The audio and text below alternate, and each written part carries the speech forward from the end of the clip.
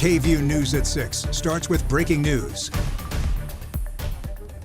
And we begin KVUE News at 6 as we continue to follow breaking news at this hour.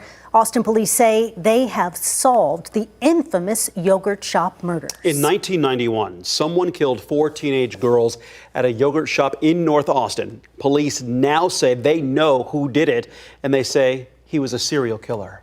Thank you so much for joining us for KVUE News at 6. I'm Quita Culpepper. And I'm Mark Mullins. We do have team coverage of this developing news, a huge story. For decades, KVUE's Tony Plahetsky and Judy Maggio have been covering this case. And Tony, let's start with you really fast. Tell us about the suspect who police are finally naming after 34 long years. And it's a name that none of us have heard, frankly, until today. His name is Robert Eugene Brashers. He has no known ties to Austin aside from these murders, and he died by suicide in early 1999. That is about 8 years after the crime. I want to tell you that that timing is tragically noteworthy because it also came about 8 months before Austin police charged 4 other men with the murders, cases that ultimately collapsed over the next decade. We have confirmed that Austin police and a law enforcement task force that spent years working on this case believe that they have finally found the killer through what experts call genetic genealogy. This is a new type of DNA testing that has been used to solve cold cases just like this one. And this isn't the only horrific crime the suspect has been linked to. Previously reported by authorities in Missouri connects Brashers to a 1990 murder of a woman in South Carolina. Also a 1997 rape of a 14-year-old girl in Memphis, Tennessee. Then in 1998, a double murder of a mother and daughter in Missouri. So obviously a very violent person. Again, noteworthy that it was not until 2018, years after his death, that he was linked through DNA to these other crimes, and now today to the yogurt shop murders of Austin in December 1991. And those crimes spanning several states there, Tony. Several states and decades. Yeah. Tony, we'll get back to you in just a second, but we do want to bring in Judy Maggio. Judy, you were an anchor here at KVUE for many years, covered this case, and you know the background of it. So give us a little background about what this crime was. Take us back to that night. It was really one of those crimes, the crime that really changed Austin. You know, we all of a sudden felt like a big city with big city crimes.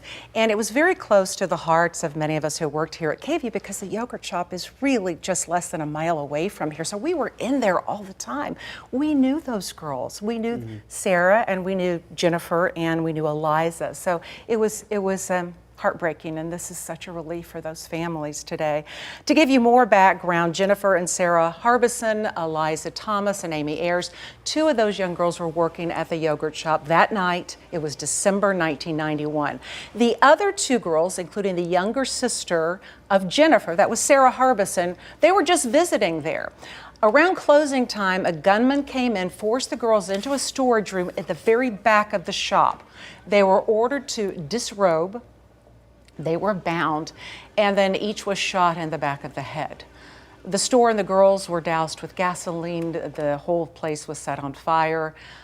As I mentioned earlier, this is kind of the crime that Austin felt like it lost its innocence. It's our understanding that the families of the 4 girls have, of course, been informed of this development. I spoke with one of the dads, and we'll talk about that in a moment. The top city and police leaders plan to inform the public of this in a bit, and we just are very grateful today.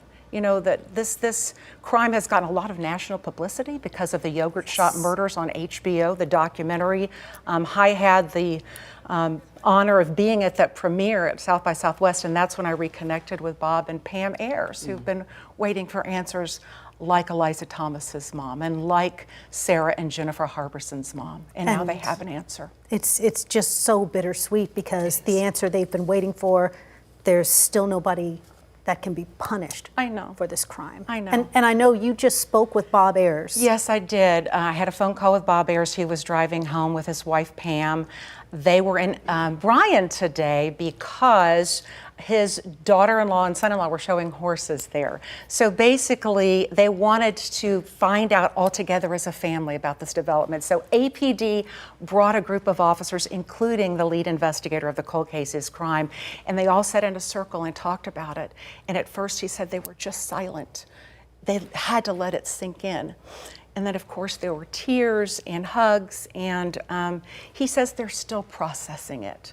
They want to make sure it's 100% too, because there have been so many false arrests and leads, and it's hard for them to process and believe right now. But it's certainly good news for this community and wonderful news for those families who have just been waiting for answers for 34 years. I'm sure it's so surreal for the families that are getting this knowledge right now. It is. It's surreal, really, for all of us. Right. When I was called this afternoon and told, I just froze for a second. I went, what? Yeah. And every longtime Austinite feels that way. We all feel a stake in this case in a way because it did change the city so much. Judy, you mentioned there have been previous arrests. And Tony, I want to bring you back in and talk about, this is not the first time APD has made a huge announcement in this case. So tell us a little bit about some of those prior arrests and how those cases fell apart through the years. And when you think about that, it cannot be overstated that one man was on death row. He could have possibly have been executed after being convicted. The first big break in the case really happened in 1999. Police arrested 4 men in connection to the murders. It was celebrated by law enforcement and city leaders. 2 of the men confessed, implicating one another, and they were convicted. Charges against the other 2 were dropped. But then later in the 2000s, everything unraveled. The Court of Criminal Appeals overturned the convictions, and because the confessions were used improperly during the trials, the court said that the convictions had to be overturned. The men were released pending possible retrials, but those never happened, and here's why. New DNA evidence didn't match any of those suspects. And so that really unraveled the case and in many ways put the law enforcement investigation almost back to square one. Again, you can imagine how difficult that was for the families who've been living with this question. Were those the right guys? Were they not the right guys? And even among the law enforcement community, a generation of investigators who have examined this case, there was disagreement about who was ultimately going to be responsible for this. But then now this news coming through genetic DNA testing that a man who had never been identified, never lived in Austin, never worked in Austin, is, according to the police, the ultimate killer in these crimes. Well, Tony, this was just such a tragedy that touched you, that touched all of us. Yes. For so many years. But I know this is a question a lot of people have. How confident are police this time that they actually have the right person? Well, and that is the main purpose for this news conference that's going to be happening on Monday.